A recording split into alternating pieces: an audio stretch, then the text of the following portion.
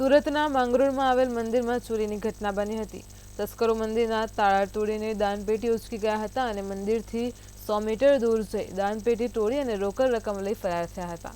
માંગરોળમાં વાંકલ વિસ્તારમાં રાત્રિ પેટ્રોલિંગ વધારવા લોકોએ માંગ કરી છે। આ અઠવાડિયામાં ચોરીની બીજી ઘટના બની છે, જેમાં એક દિવસ અગાઉ 4 જેટલા ખેડૂતોના મોટર વાયરોની પણ ચોરી થઈ હતી।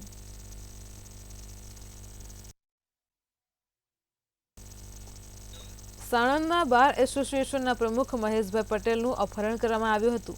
પાછળથી સ્વિફ્ટ કાર આવી અને તેમની કારની આગળ કરી દીધી હતી અને અજાણ્યા 4 શખ્સોએ મહેશભાઈને ઉઠાવીને તેઓને કારમાં લઈ લીધા હતા અને 1 કરોડ રૂપિયાની વસૂલાત કર્યા બાદ અપહરણકારો રોડ પર ઉતારી તેમને ફરાર થઈ ગયા હતા। તો આ અંગે સાણંદ પોલીસે ગુનો નોંધી તપાસ હાથ ધરી હતી।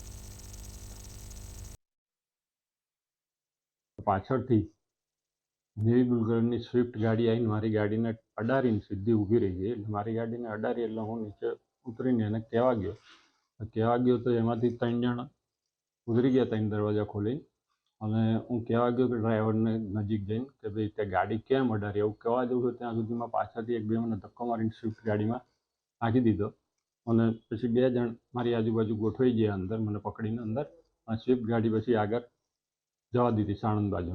સાણંદ પોલીસ સ્ટેશન વિસ્તારમાં 11:30 વાગ્યાના અરસામાં ફરિયાદી મહેશભાઈ પટેલ જ્યારે પોતાના કામકાજ અર્થે સાણંદ ખાતે જઈ રહેલા હતા ત્યારે તેમના નિત્યક્રમ મુજબ તે તેલાવ ખાતે ગાયને ચારો નાખવા ઊભા રહેલ ત્યારે સ્વિફ્ટ ગાડીમાં આવેલા 4 ઈસમોએ તેમની ગાડીને ટક્કર મારીને તેમને ગાડીમાં બેસાડી દીધેલા અને તેમને ગાડીમાં ગોંધી રાખીને અલગ જગ્યાએ લઈ ગયેલા હતા, જ્યાં તેમણે જાનથી મારી નાખવાની ધમકી આપેલ અને અન્ય 2 ઈસમો આવીને તેમની પાસેથી પૈસાની માંગણી કરેલી હતી।